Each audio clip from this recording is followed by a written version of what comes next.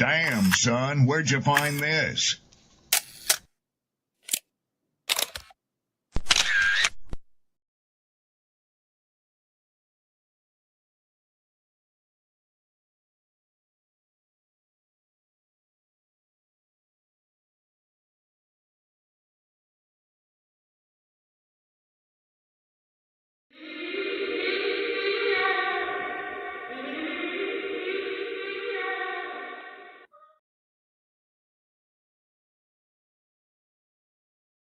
People don't be offended by the truth. They be offended because you called out the truth. Simple as that. They don't want to hear any other narrative that makes them look bad. And one thing I can't stand at this big grown age is somebody who act like cause and effect does not exist. Like, yes, your actions caused this outcome. Yes, what you did lit the match. Like, why are you surprised and playing victim? Guys, Chico, they never lied. That's how you know somebody doesn't respect you. They listen to reply, not to be understood. They cut you off. They minimize what actually matters to you. They laugh at your boundaries, and then they call you sensitive when you try to hold the line. They show up late, they cancel last minute, forget the things you've told them, because in their world, your time, your energy, even your voice aren't a priority. They're just an option. You see, there are two kinds of people. Those who adjust when they realize they've actually hurt you, and those who expect you to adjust so they don't have to change. You don't need to be disrespected loudly to be disrespected deeply. Sometimes you'll see it. It's just in their tone, in their patterns, in the silence after you're known. Respect isn't what they say when they're watching. It's how they act when they think you'll tolerate it. By examining his own attitude towards the possibilities of peace, towards the Soviet Union, towards the course of the Cold War. Art muscle. It was a way of making me feel that they were a part of me. You see it on the bridge. Wait, how they get it? If the government had to change the screw in the bridge, they had to shut it down. They got state troopers out there. They got lanes closed. They got their strange machines. How did they get up there? Yo, peace and blessings to the good people wherever you're watching from. I want to say thank you for being here. You're gonna have to pardon me for the title. I'm gonna fix the title afterwards. I got Sydney in here. I'm gonna bring her up shortly. Do me a solid, like, share, repost, let the people know we on. I hope that you're warm, you're comfortable, you got you something to snack on, something to sip on, and whatnot. Let's go ahead and get into the show. While I am in the background, I'm going to be bringing something up to the forefront. You'll see in a second. Do me a solid, make sure you give her a warm welcome. Sydney, what's going on? Hold on a minute. There he is. All right. Hello. What up? What up? Not much. Just coming in from Texas this time. A little bit different than my usual Southern California location. So I hope everyone is doing good, and I'm excited for the topic today. It'll be really interesting. I picked it specifically because we're getting into the Christmas holiday spending season. So I thought it would be the perfect topic for today. And for all of you watching right now, you get a sneak preview of what's coming next week. So we'll be talking about the history of Christmas next week. Yeah. How are you doing? I'm good. I'm good. Nice, warm. I got a roof over my head, clothes on my back. It feel like you ain't been here in weeks. I don't know why. It's really only been. Yeah, but Yeah, I'm good. Good to be back to do this again. Uh, what I'm gonna do right now, because my mind has been everywhere. I'm going to search for this, and in the meantime, I'm gonna turn the camera over to you. Okay. You're gonna see me pull up this video in just a couple of seconds, maybe a minute or so. So just bear with me, and I got you covered. All right. Awesome. So for today, I picked the topic of overconsumption. I thought this is a really important topic to touch on because it's a huge problem in society, especially with um, the higher economic um, class countries. This is a huge problem in America. It's a pretty significant problem in Europe and Australia, as well as other highly developed nations. Um, it's definitely a worldwide problem. This is not just an American thing. But America is kind of the poster child for this issue. So um, I thought it was really important to kind of touch on the damage that comes from overconsumption, not only to us but to the planet. This one will be slightly less scientific this time around, where I won't be talking exclusively about the impacts on the planet. I will be talking a lot more on the psychology of overconsumption, where it comes from, why we fall for it, how it's manifesting in society. But I will touch on some of the direct impacts on us and the planet. Um, so, so yeah. Today I'm going to be kind of investigating specifically the overconsumption trend, which we have the video to kind of give you one example of what overconsumption TikTok can look like.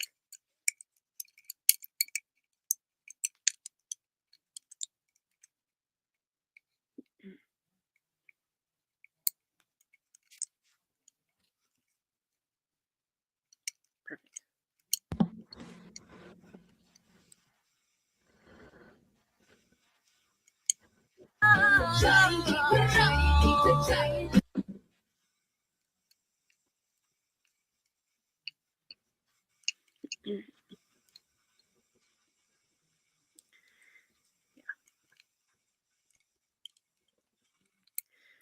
For that video in the middle, those are all reusable water bottles. Those are all like the Stanley cups.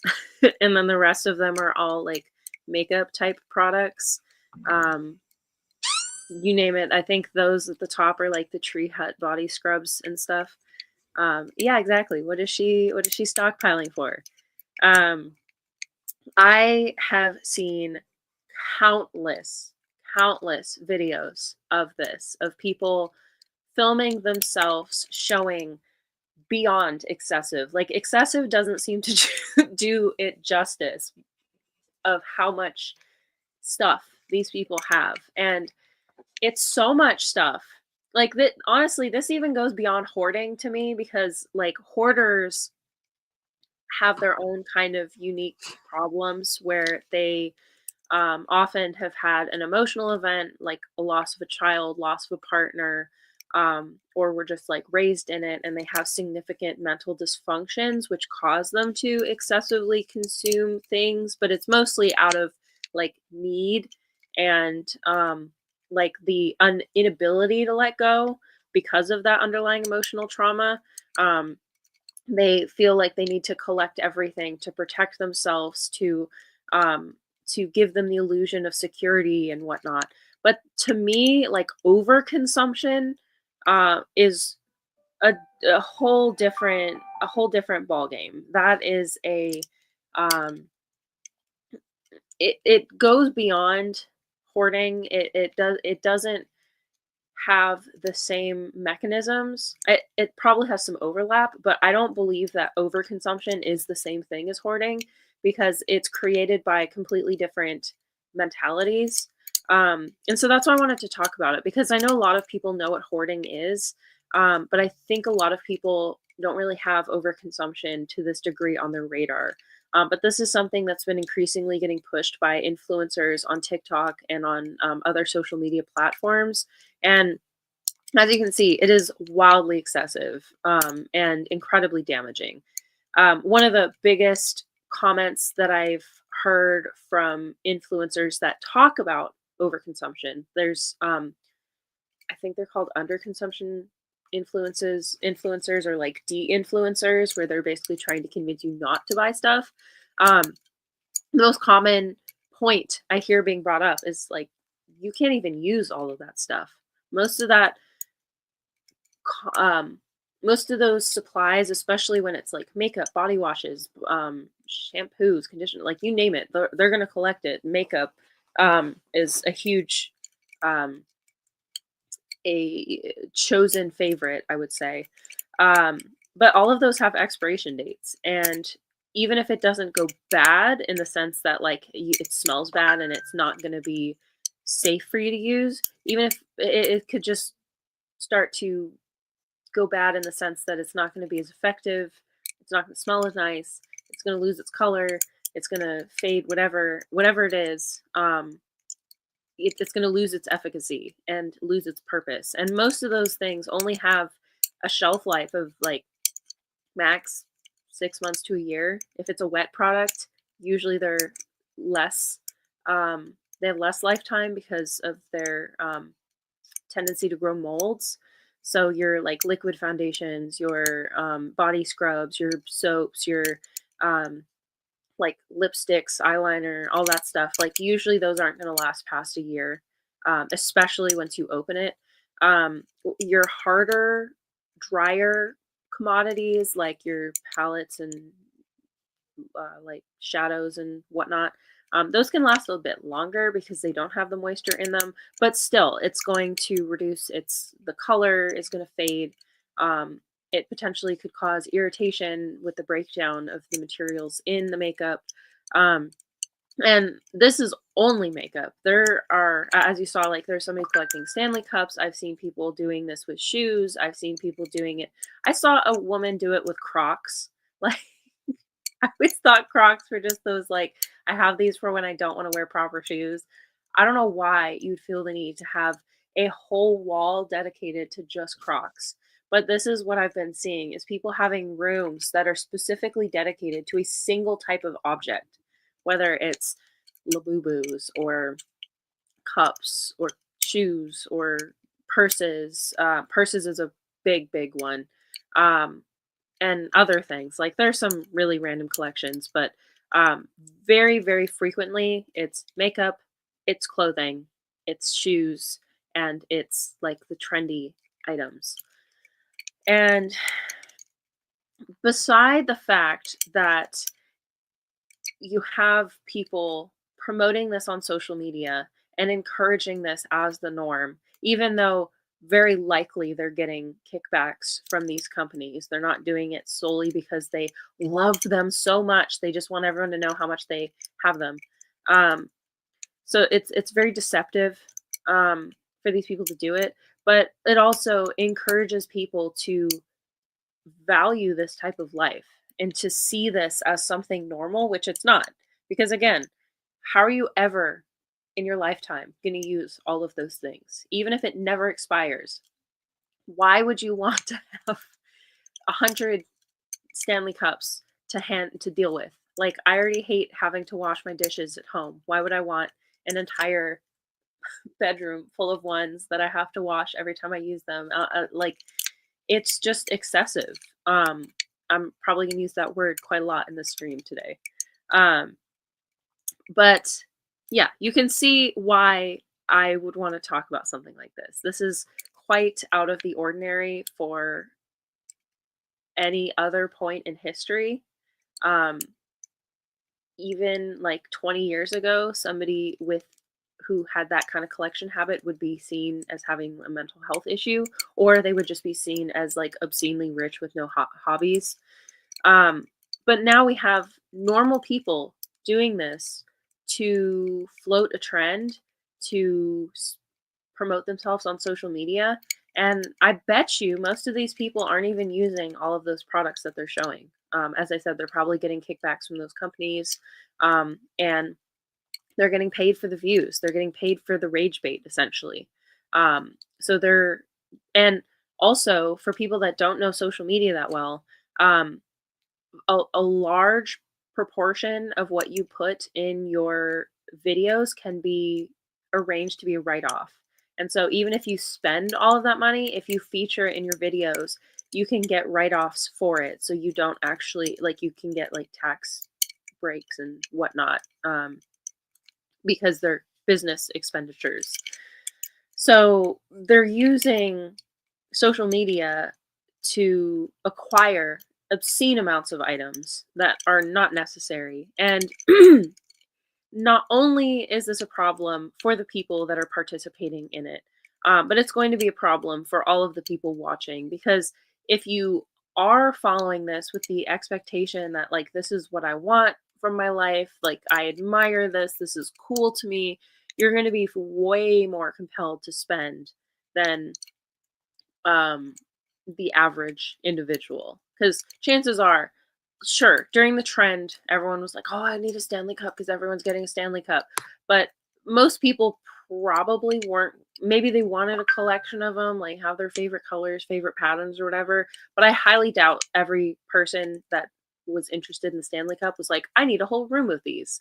I need to dedicate an entire space in my house just for these Stanley Cups. But if you start seeing people online that are doing this, it's going to be more and more normalized. So people are going to be like, well, they do it too. So what's the problem with me doing it with these things? And as I said, it's not just trendy items. Like, I've seen people do it with squishmallows and stuff like that, which admittedly, I love stuffed animals. I have an issue with collecting stuffed animals because I just love animals in general and feeling like I'm surrounded by nature. And that's kind of how I compensate, is by having fake ones that I don't have to take care of. But it has problems. Once you have a certain amount of stuff in your house, once it starts to get in the way, take up your space, take up your money, it starts to cause psychological problems. And this is the type of behavior that's being normalized by people that are none the wiser. Most people don't have the background in psychology or the wherewithal to understand their spending habits enough to know when enough is enough. And so we're seeing more and more people fall victim to this type of influencing.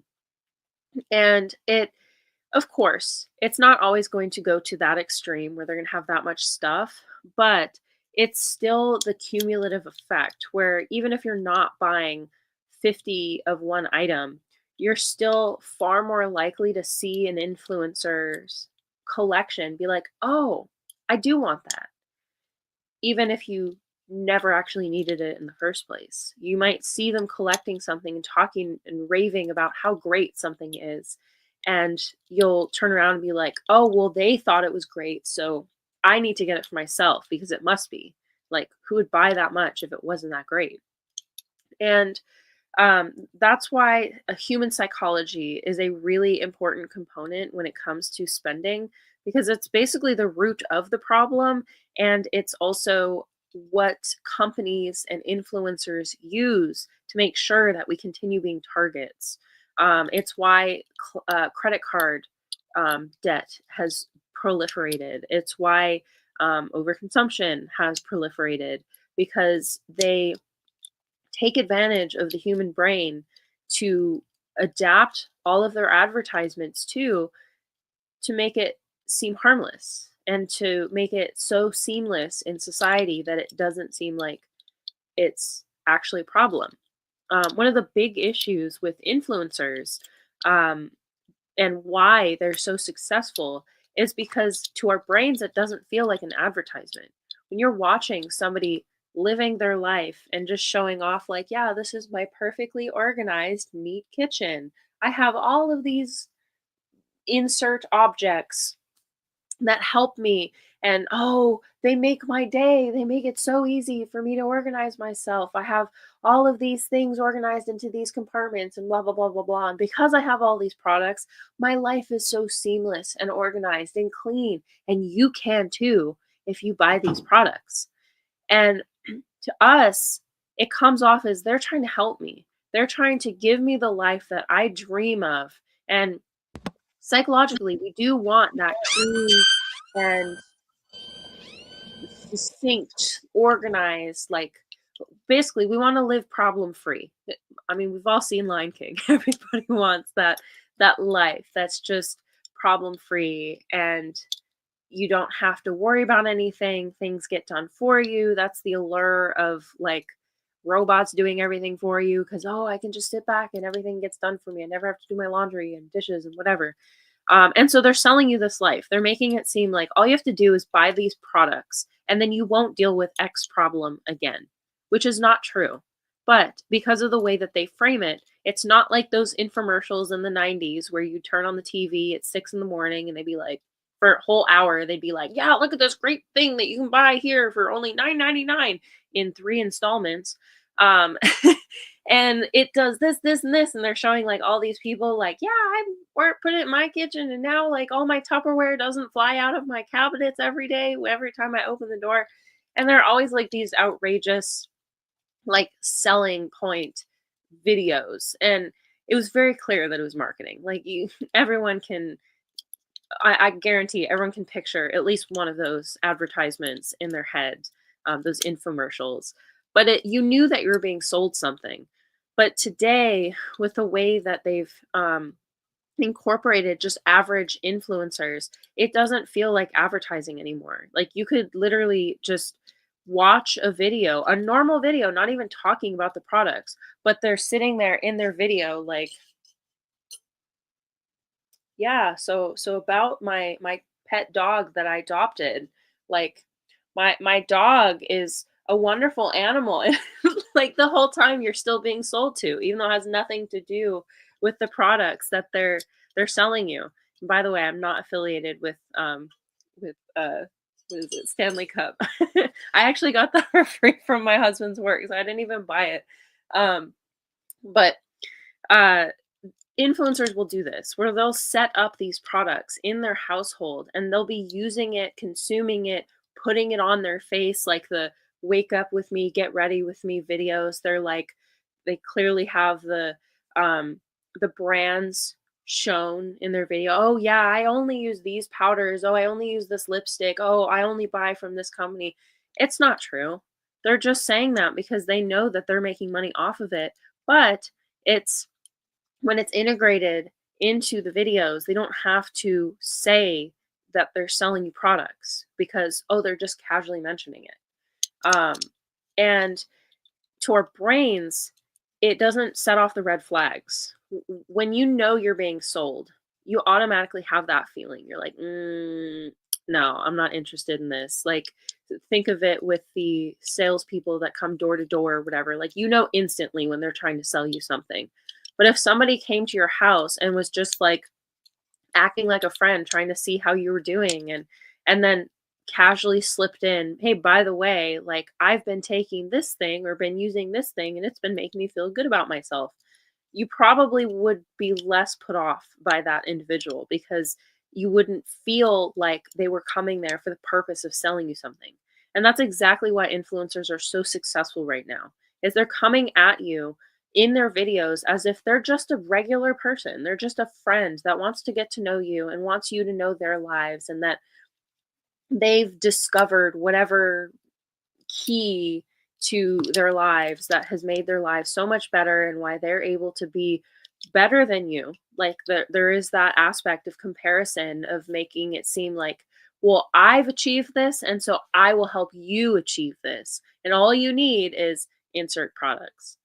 And this is a big part of the psychological aspect of making you think that all you have to do to be the person that you want to be, to have the life that you want, to avoid the problems that you are afraid of, is to buy it. The consumerist companies, the people that sell us things, have gotten so good at convincing us into thinking that you can buy the life that you want. That all you have to do is put forward the credit card and poof, your problem will disappear. And it's problematic because that's simply not true. Just because you have the product does not mean you'll immediately embody the habit. That's one of the things that people miss is just because you buy the journal doesn't mean you're going to start writing every day. Just because you buy a water bottle that's super cute and fancy and has a timer on it and will signal your phone when you're thirsty or when it thinks you're thirsty, and you have a magic straw that tells you how much water you're drinking every day, that doesn't mean that you're going to be better at keeping yourself hydrated.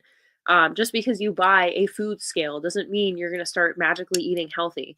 But these are all the tricks that they use where they make you think that, oh, if you just had this product, then you will start living that life, because all it takes is having the accessibility to the knowledge, to the skill, to the commodity, and it'll be done for you.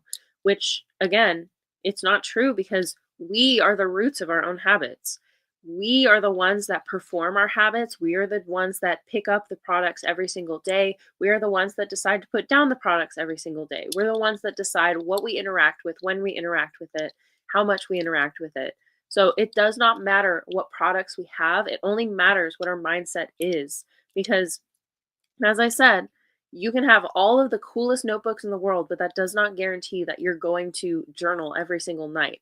What matters is whether you have the wherewithal to, at the end of the day or at the beginning of the day or whenever you want to do it, you tell yourself, all right, this is the time right now that I've set aside to write. And so I'm going to go and write. I'm not going to let myself be distracted. I'm not going to give away my time to something else. I'm going to give myself time to do that.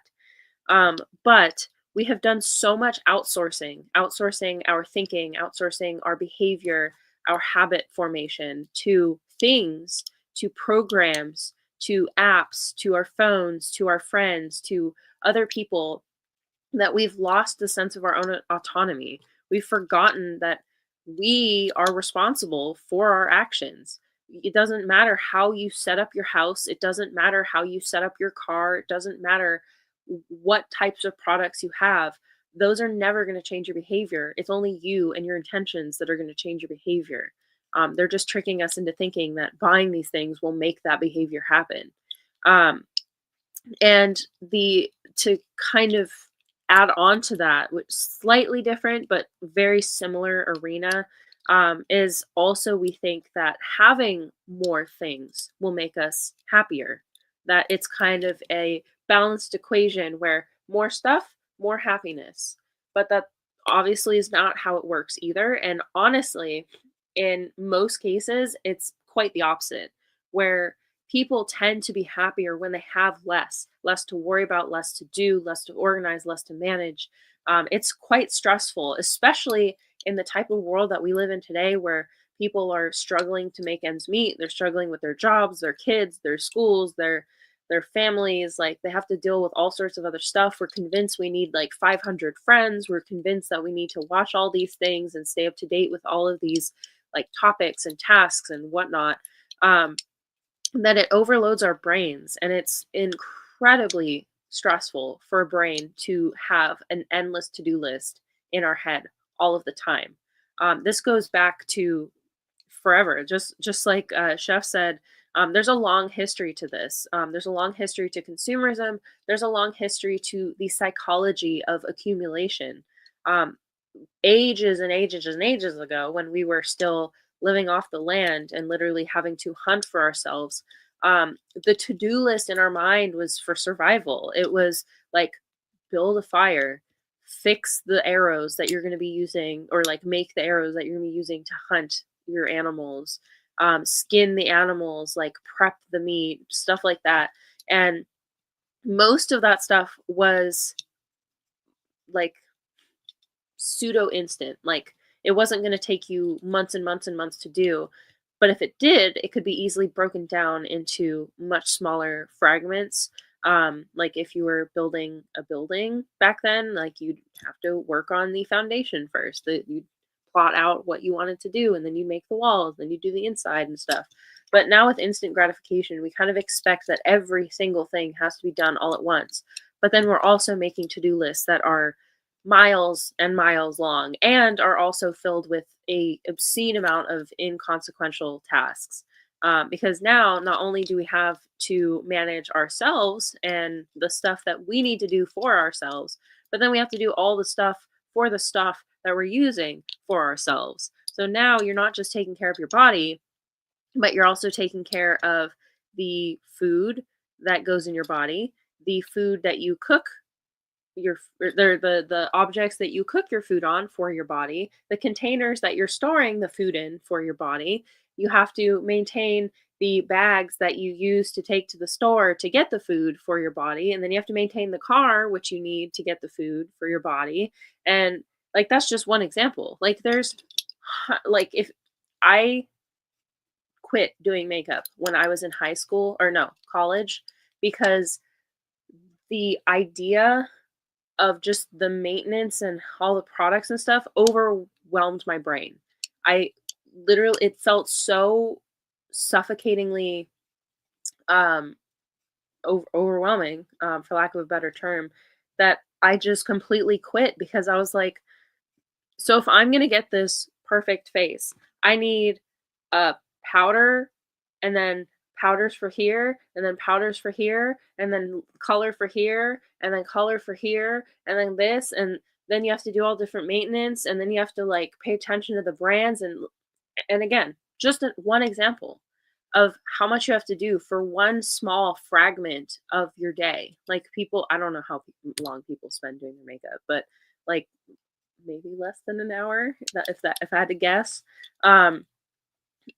In 1 hour you're using 10 products, sometimes more. I've seen people have skincare routines that are like 13 to 20 steps, which is crazy. I'm like there were some of these videos that I was watching them do their skincare routine and over the course of the video you could see their face get redder and redder as they're putting all of these products on and washing it off, putting more on and washing it off. But we're dedicating hundreds of items to just tiny fractions of our day. And all of that management in our heads is going to do a number on our ability to focus, on our ability to task manage, to complete anything. That's why ADHD people struggle so significantly with finishing things because they have what's called executive management issues, like task management, where it's hard for them to identify the steps of a project and then it is hard for them to initiate the steps and follow through with the steps. And so finishing projects, especially things that are very large, are very intimidating because it like overwhelms the brain and they can't focus long enough to get all of these things done. And we're kind of experiencing that on a mass scale now. There's so much stuff we have to worry about in our lives that we can't. Our brains are completely overloaded. And I would not be surprised. There's some preliminary research, but I would not be surprised if there's a direct link between all of the emotional turmoil people are in today and the amount of stuff that we have. I would really guess that it was a direct link because if you can even if you know of people from history, 1900s and even like 1950s, basically before consumerism really took off, there were hundreds of amazing famous writers that really went into depth about the importance of being able to be alone, being able to be in peace. I think it was Walden, Ralph Emerson.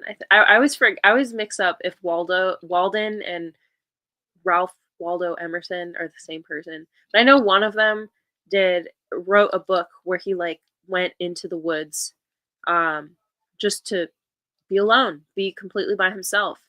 And he wrote about the benefits of just complete simplicity.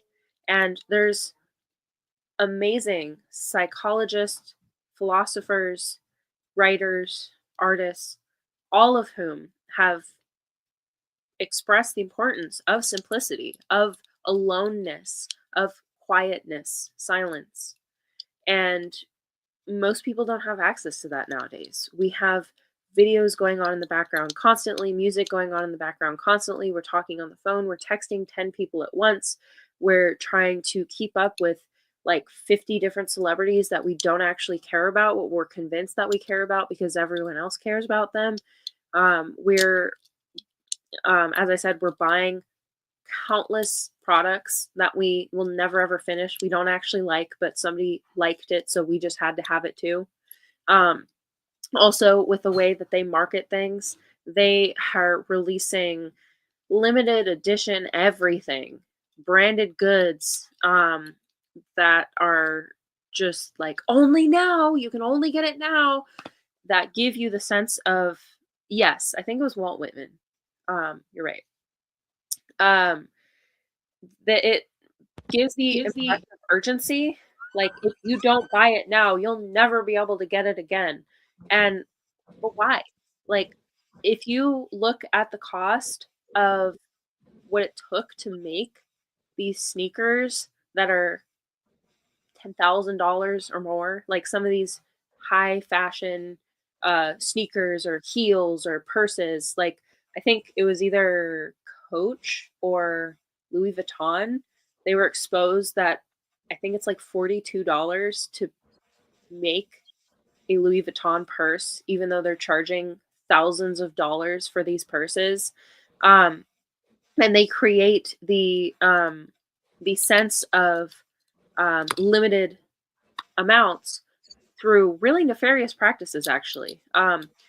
Coach and Versace, I think Louis Vuitton's another. There's a bunch of brand name places that literally slash their products that are not sold to throw away because they don't want people to be able to pull them out of the garbage and resell. So they'll purposely destroy the products that are not sold and that are out of season, because then it creates the sense of scarcity, like that. Oh, there's fewer of these products, so they're worth more, even though they're all garbage. they're all made very poorly, and it's not like it used to be, where maybe back in like the 20s, 30s, 40s, when products were made from those companies, they put exceptional care into making them. They're hand stitched. They used authentic materials compared to the like cheap products that were available at the time. But now with mass manufacturing today, most of these products are all the same. Like the quality that you'll get in a $20 bag is probably going to be equivalent to the quality of a bag that you'll get in something that's like $20,000. And of course, it's not always the exception, because there are artisans that specifically make things by hand, that are genuinely limited edition, that do take hours and hours and hours and hours of work, actual human made work, and not like sweat factory type work. But those are not the same as the brands that are pushed today. All those like fancy brands, those are not the same quality as they were in the past. And most of the time, they really only want our money. They don't actually care about the quality anymore. There's a psychological mechanism behind this as well, the scarcity mindset, and they're taking full advantage of that. The scarcity mindset goes all the way back to when we were living on the land and had to kind of hunt whatever we could find. Things that were very difficult to find were typically seen as more valuable. And the scarcity mindset today has kind of turned into this pervasive feeling that you don't have enough.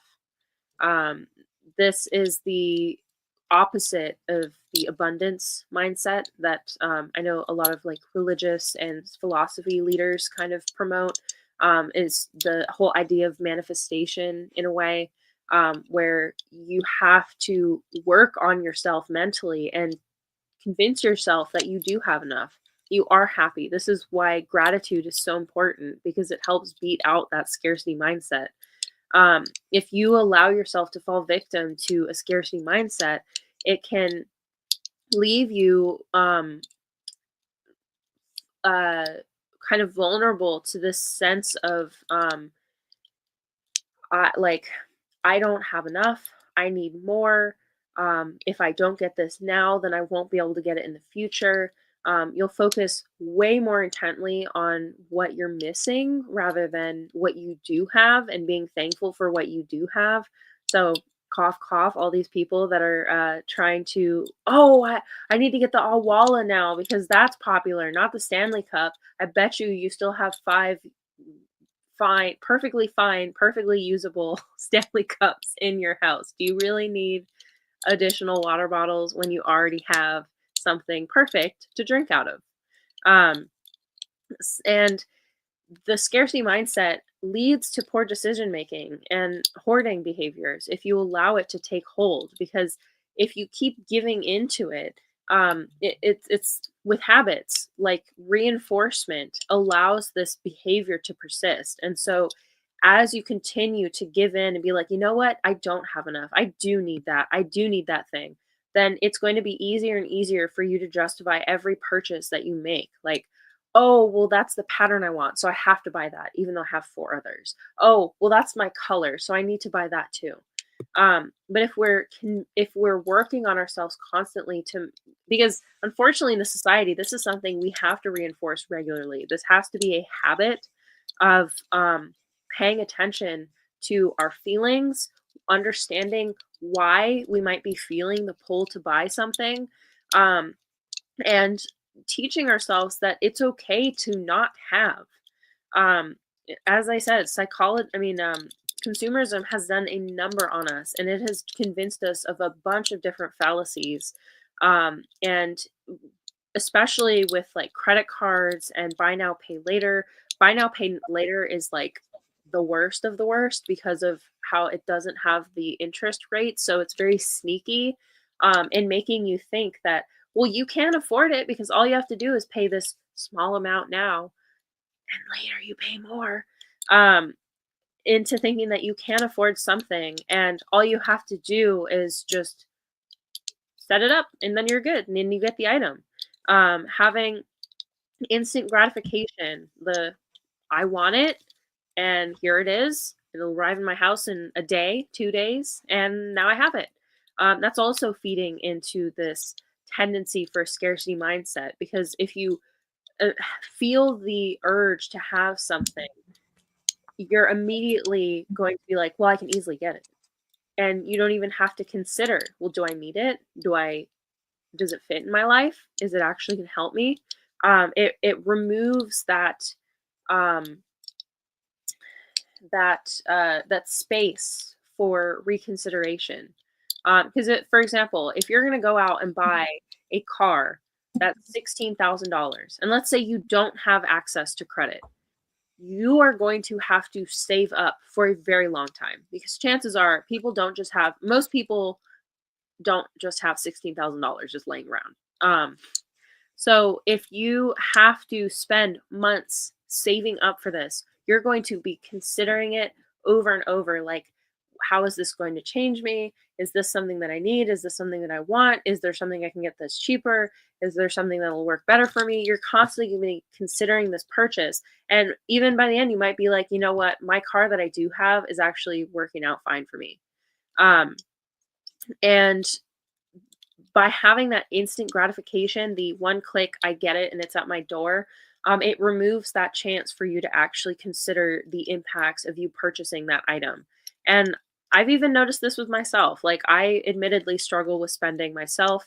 I have bipolar disorder. So during manic episodes, I can be far more likely to be like, oh, I suddenly need all of these things to fulfill some interest or whatever that I was having in the moment.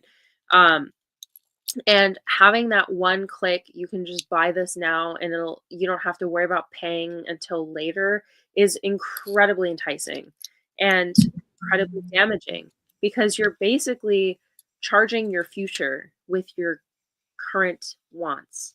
And oftentimes, even when you get those items, once you get them, the excitement's already gone. The excitement was when you saw it on the page, was when you first discovered it, was when you first heard about it. But then once it arrives at your house, then you're saddled with all of the extra stuff that you didn't think about. Wait, where am I going to put this? Wait, now I'm going to have to read this. I don't actually like this. I'm not actually interested in this anymore. And so that instant gratification takes that away from us. It takes away our ability to think and to consider and to give ourselves the chance to have that excitement fade, and for us to realize, is it a need? Is it a tool? Is it something that I'm genuinely going to be using? Or is it just something that in the moment, in my mind, it seemed like some amazing solution, but it ended up not being that way? And the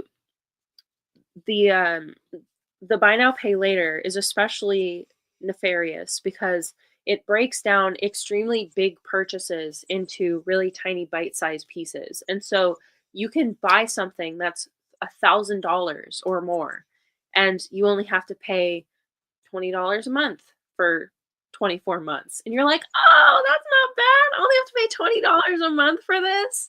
And you don't really consider that that's $24 a month for 2 years.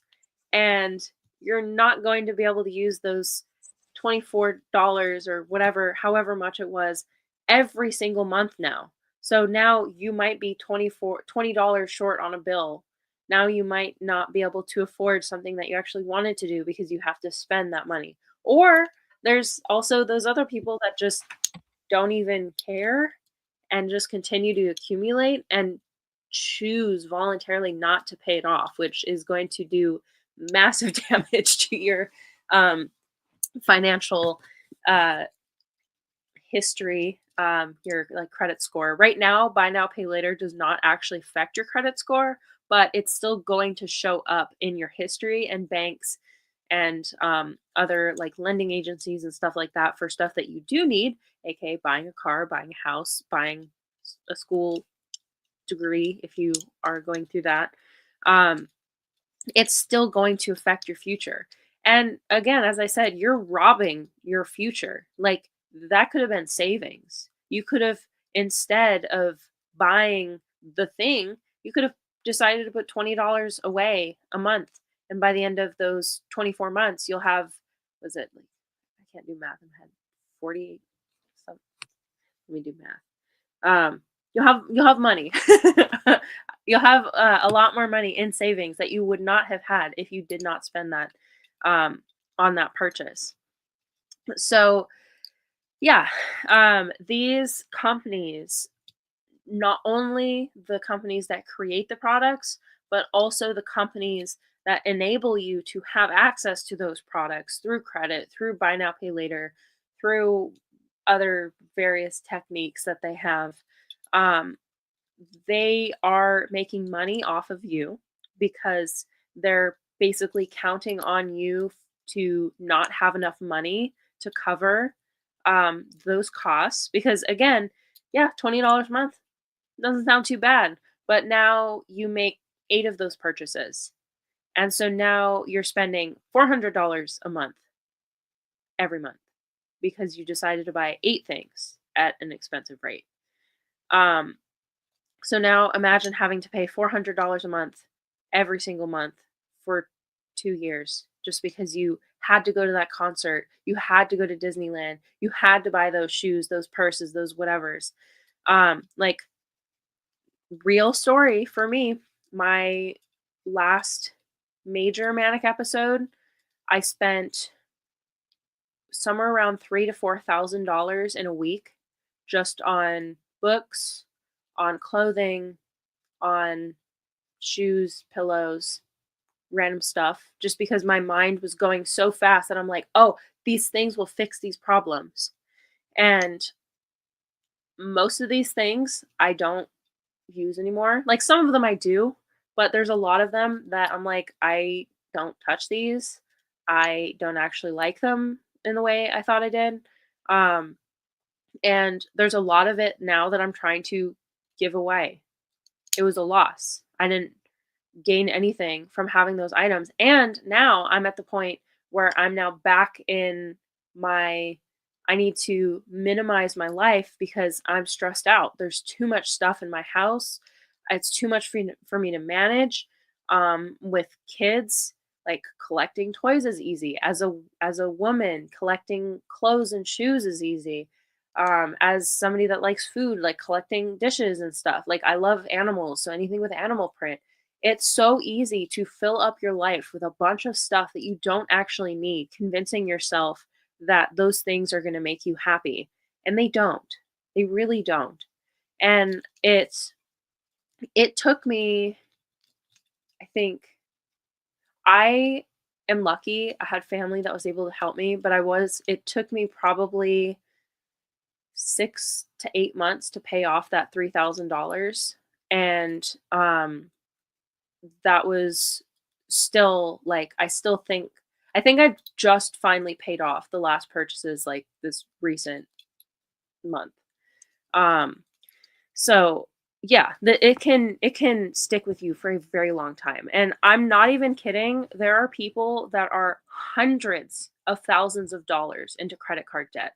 I'm lucky in the sense that I do enough like psychology investigation and I try to follow minimalism ideas. I'm not very good at it yet, but I try to be as cognizant as I can and be realistic with myself.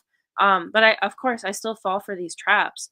Um, but I've seen like watch David Ramsey, watch Caleb Hammer, or just watch compilations of people on YouTube. They make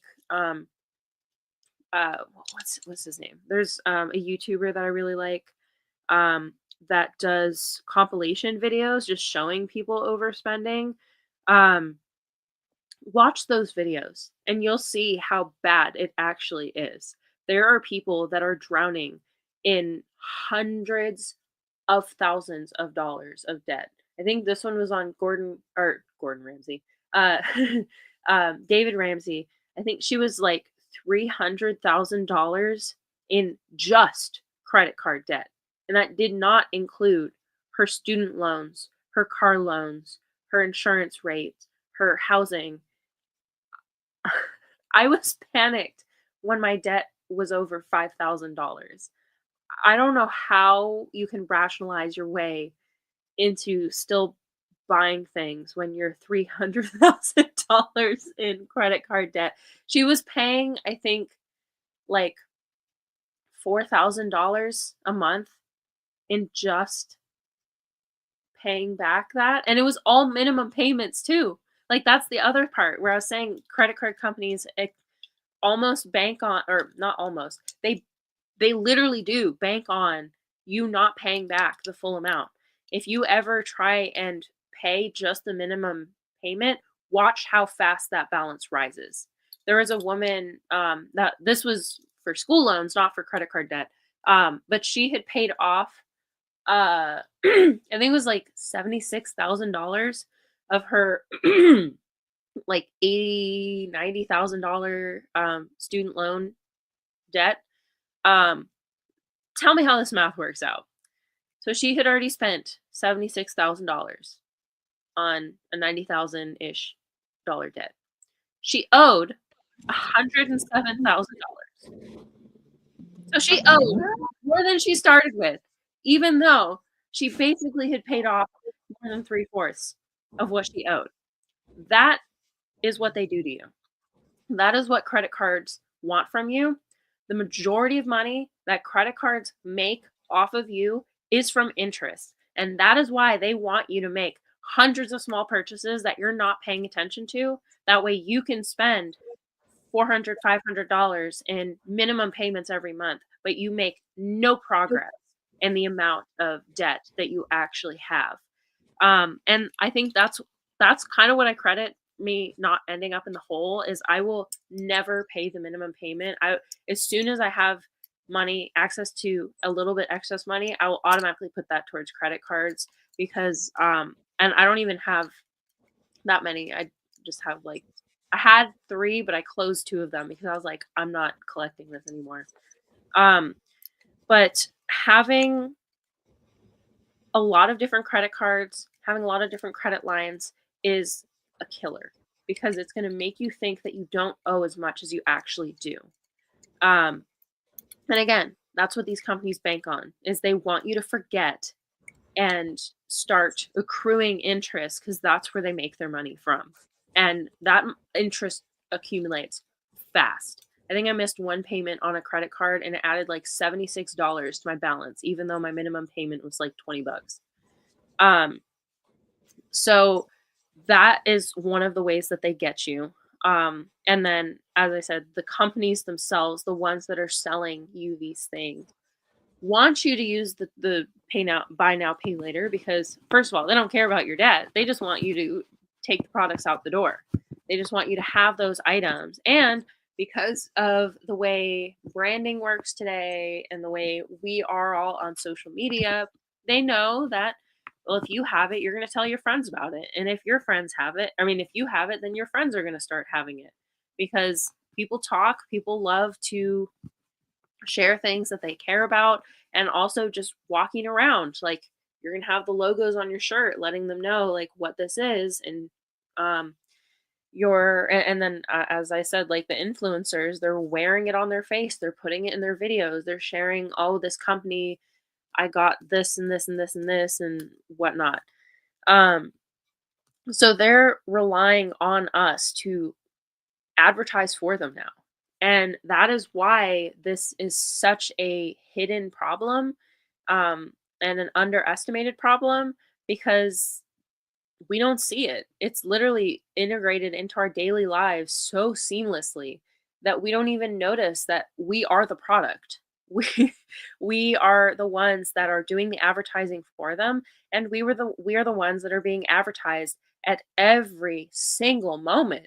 I'm like, I still remember. I was very little, but I still remember the first time they started putting ads in the beginning of movie theaters, or when they started putting. I still remember when YouTube didn't have ads.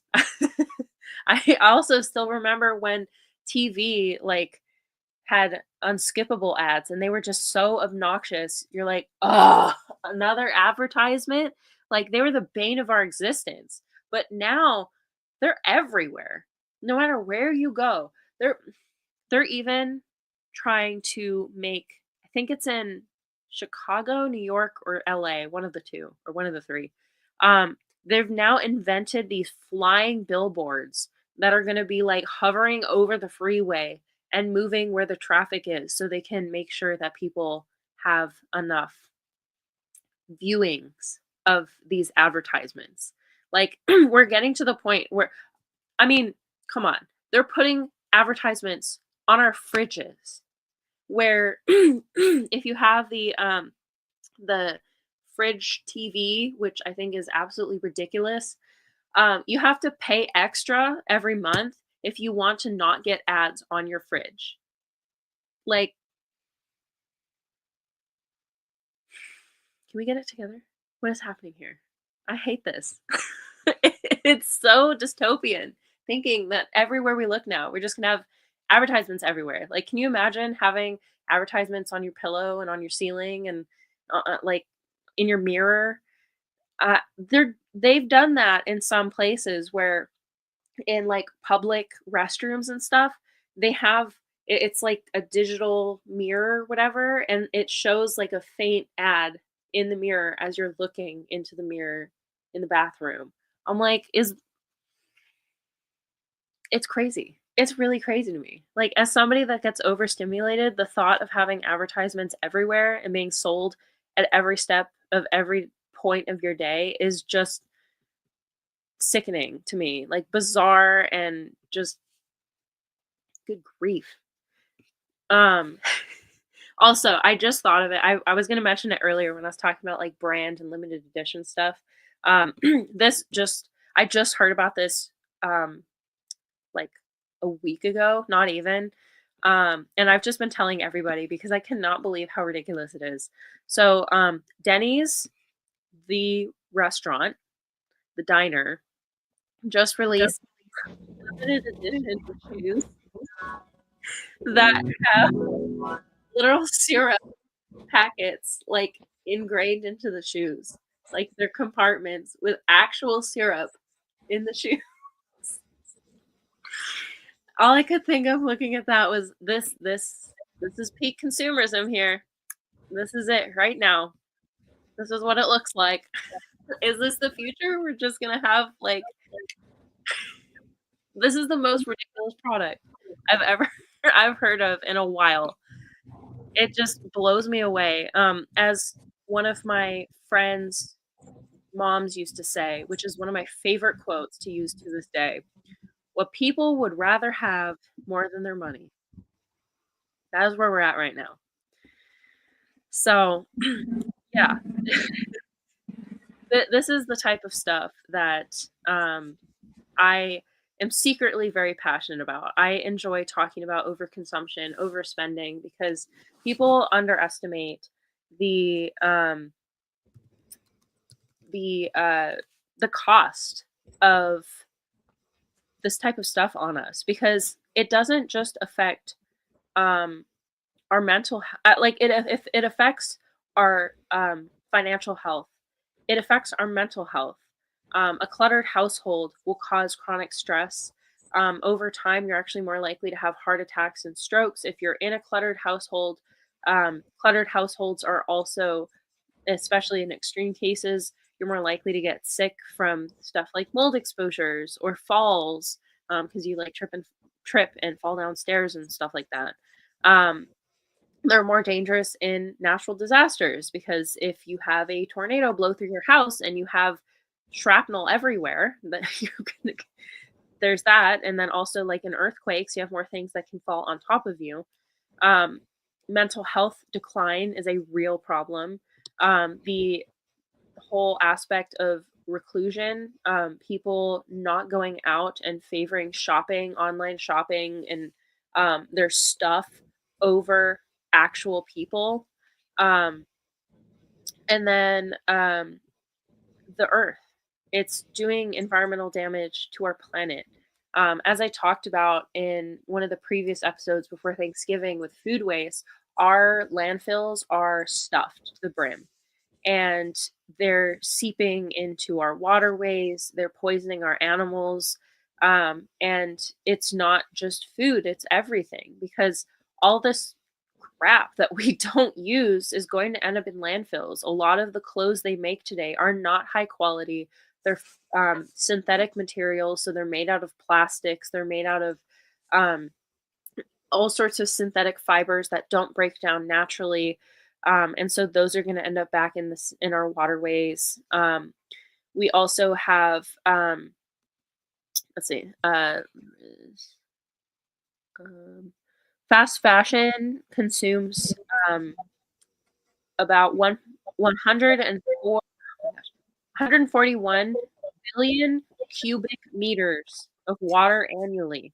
Imagine how many people that could give water to if we didn't give it to all this crappy clothes. Like think Sheen and uh, what's the other one that everyone hates right now? I was thinking of Wish because that was the last one that was my last straw. But there's another one that's like popular right now. I'm just blanking. But they also contribute to 35% of the microplastics in our oceans. The fast fashion industry currently is a $150 billion industry. So they're taking a ton of money from us for clothes that are not going to last 6 months. And it's a huge component of people's debt as well. Additionally, it also contributes to to worker pay issues. Most people in the fast fashion industry are paid less than $2 an hour. Um, and most of them are operating in places where they have very lax rules for safety. Um, they're breathing in chemicals, they're in dangerous conditions, they're working long hours, they're exposed to dangerous machinery. About 430 million people work in fashion and textile markets. And all of those people are exposed to potentially hazardous conditions and are not paid equitably at all. But by buying these products, we continue to support practices like this.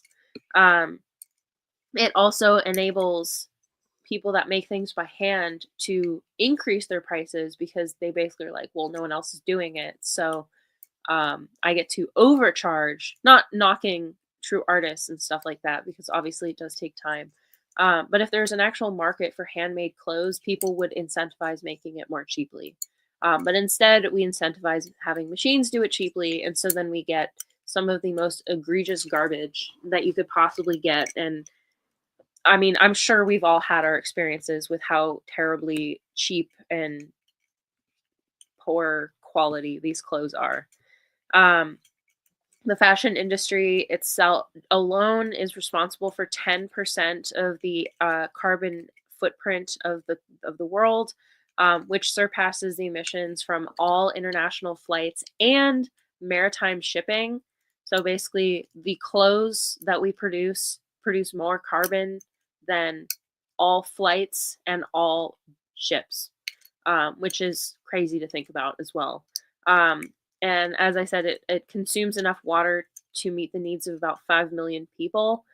We have a lot of people around the world, especially in like North Africa and Asia, that are, and Australia as well, that have lack of access to water. Um, and yeah, that water could be going to people, but instead it's going to manufacturing clothing. Not to mention, as Chef pointed out, this is before we have all of these AI centers, which also take an astronomical amount of water and power away from people that could be using it. So this is a very, very big problem facing our society right now. And it's something we don't really talk about. Like, we talk about it, but it's more in the jovial sense, like, can you believe it? Look at all these people that are like buying all this stuff.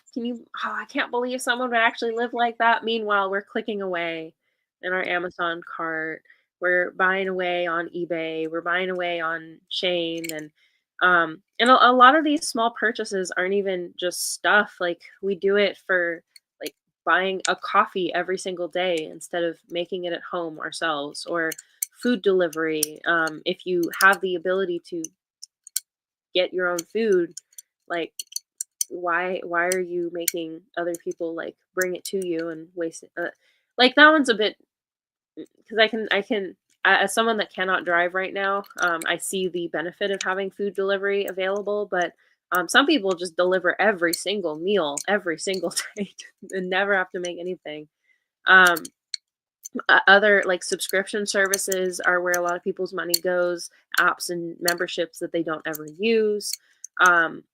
As we talked about, clothing and accessories, electronics, basically impulse buys is where a lot of the consumer debt goes to.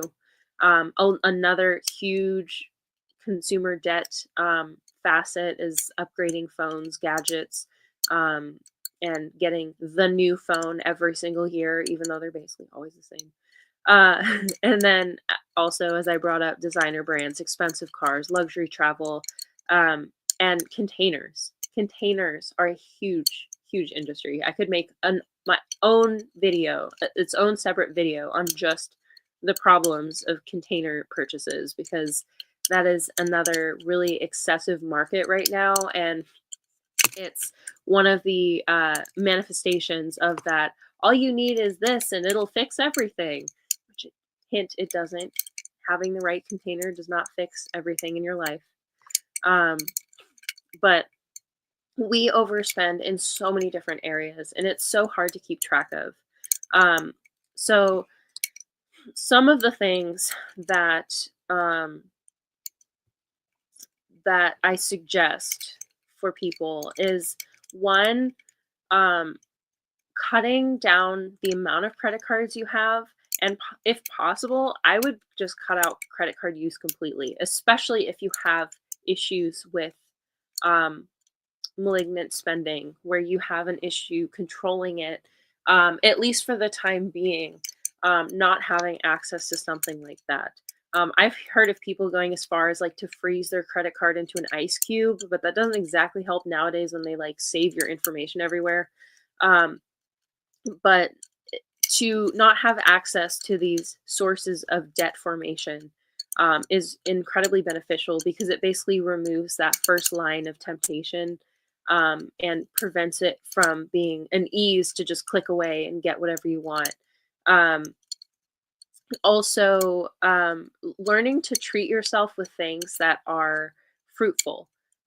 So one of the things that I've done a trade-off, so whenever I feel the need to spend money, I'll buy investments instead. I'll buy some stocks. I'll buy, obviously research them first. Don't just buy random stocks, but like, buying, as I said, investments. I'll also buy like small amounts of like silver, gold type commodities, and just finding different ways to pay for your future instead of spending the money from your future.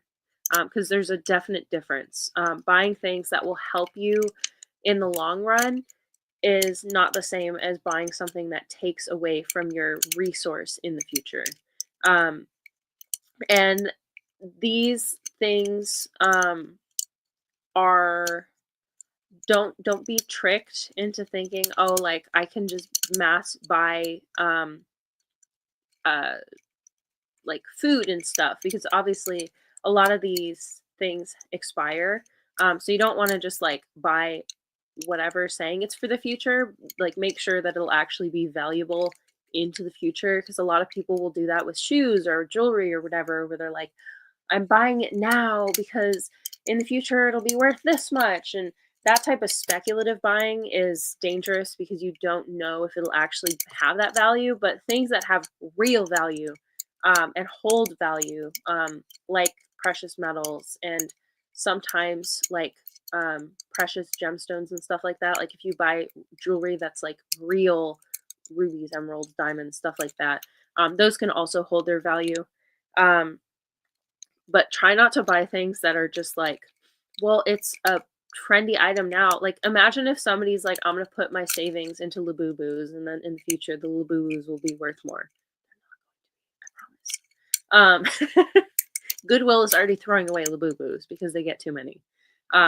So yeah, get things of value for yourself. And when I say value, I mean actual tangible value that can be resold for a higher price in the future, that do not include trendy items, because those are not valuable, I promise.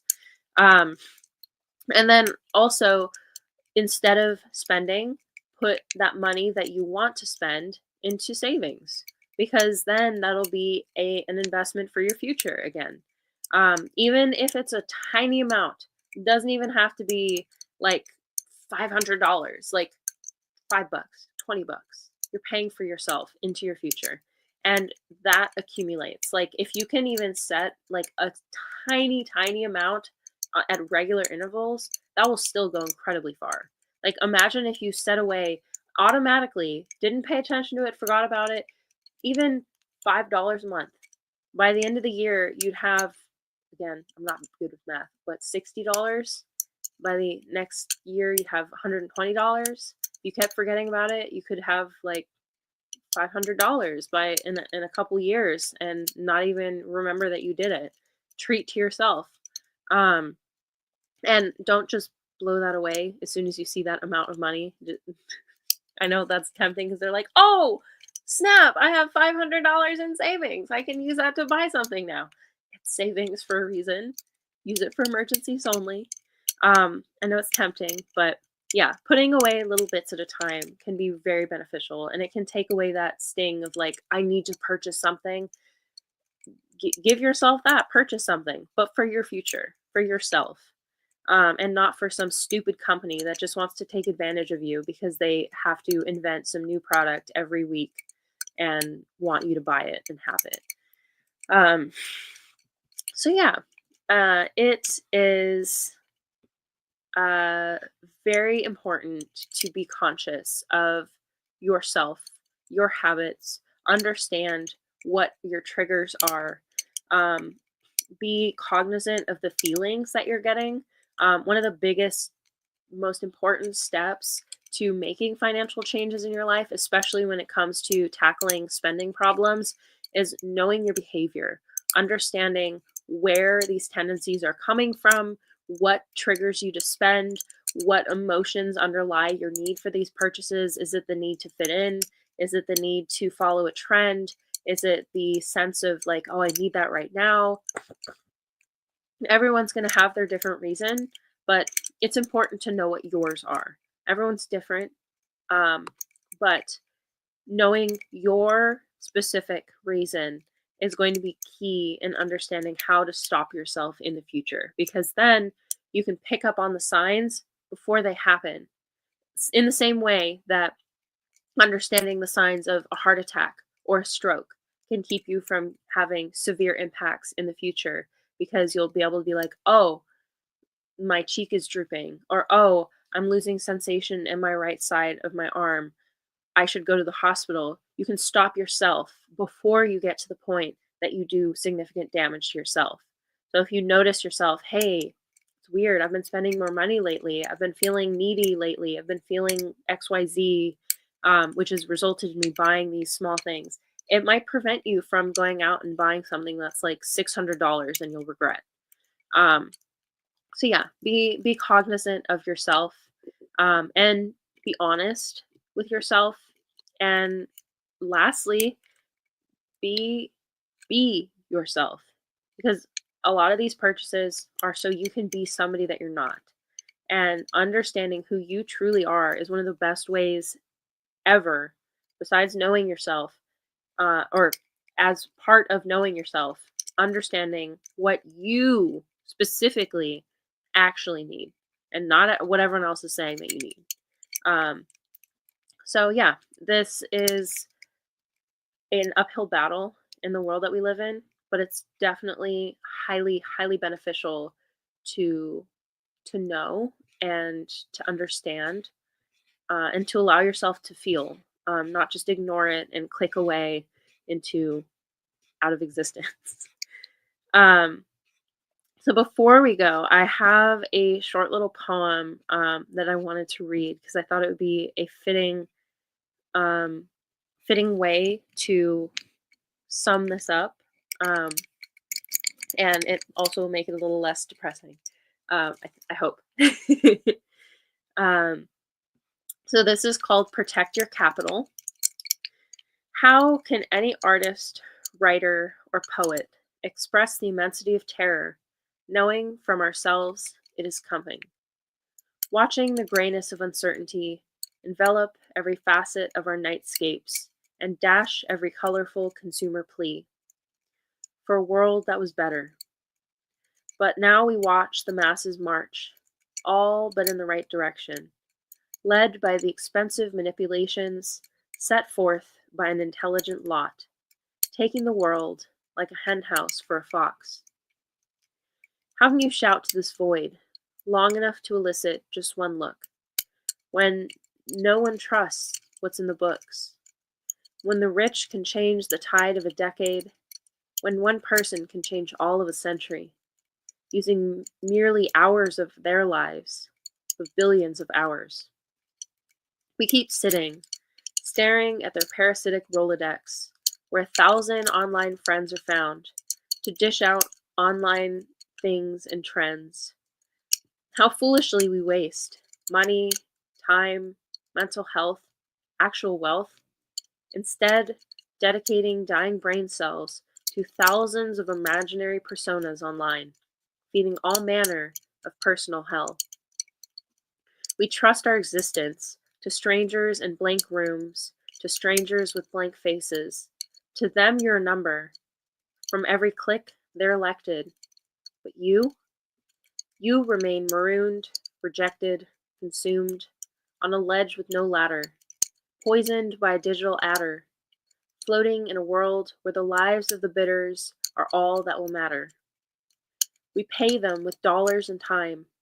We pay them with our life-saving rhymes, purging our pockets, cashing each of our finite chips just for stake in the games of the rich. And now we look at our shriveled palms. Did we get our wish? Did we get the things checked off our lists? Are we comfortable? Are we happy? Pay attention, because they are. Gradually, they buy our land, steal our food, and send us spam. You are the product. You are the keep. They even infiltrated sleep. No privacy. Your life's on file. They've had our socials for a while. And as they sit tight and watch us fight, they know full well of their might, using monopoly, lawfully, awfully, with your buck, unstoppable. Choose wisely. By examining his own attitude towards the possibilities of peace, towards the Soviet Union, towards the course of the Cold War. Heart muscle. It was a way of making me feel that they were a part of me. You see it on the bridge. Wait, how they get it? If the government had to change the screw in the bridge, they had to shut it down. They got state troopers out there. They got lanes closed. They got their own strange machines. How did they get up there?